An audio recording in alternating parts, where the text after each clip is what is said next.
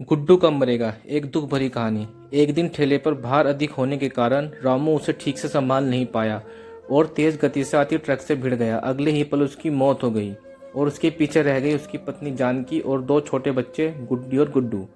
एक तरफ रामू का अंतिम संस्कार किया जा रहा था तो दूसरी तरफ उसके बच्चे बिलख रहे थे।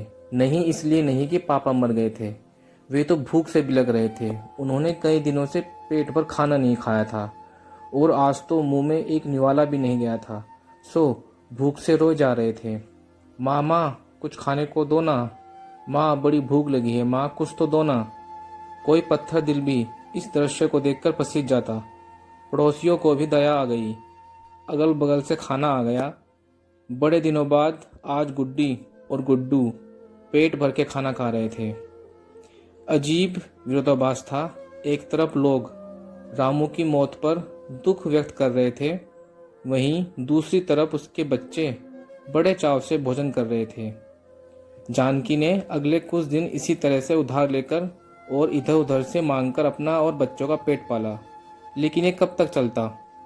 लोगों ने मदद करना बंद कर दी।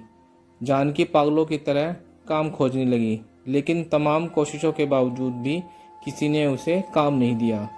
जब थक हार कर घर लौटी तो बच्चे उम्मीद से उसकी तरफ देखने लगे।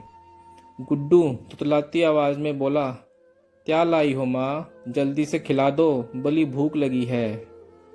माँ रो पड़ी और बच्चे समझ गए कि माँ के पास कुछ भी नहीं है। एक पल के लिए अजीब सा सन्नाटा पसर गया। फिर गुड्डी बोली, माँ ये गुड्डू कब मरेगा? पागल हो गई है, ऐसा क्यों बोल रही है?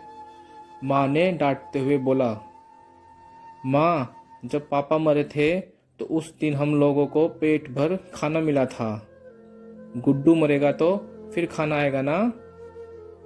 गुड्डी की बातें सुनकर माँ की आंखें फटी की फटी रह गई। उसके पास गुड्डी की बात का कोई जवाब न था। दोस्तों, ये सिर्फ एक कहानी नहीं है, ये दुनिया के करोड़ों लोगों की हकीकत है। इस पर गौर कीजिएगा। जिस खाने को हम थाली में ऐसे ही छोड़ देते हैं, उसकी कीमत को समझिए। बचपन से हमें अन्न का आदर करना सिखाया जाता है, लेकिन चूंकि हमने कभी असल भूख नहीं देखी तो इसलिए हम उसका आदर करना नहीं सीखते। एक दिन, बस एक दिन भूखा रहकर देखिए और आप करोड़ों लोगों का दर्द समझ जाएंगे।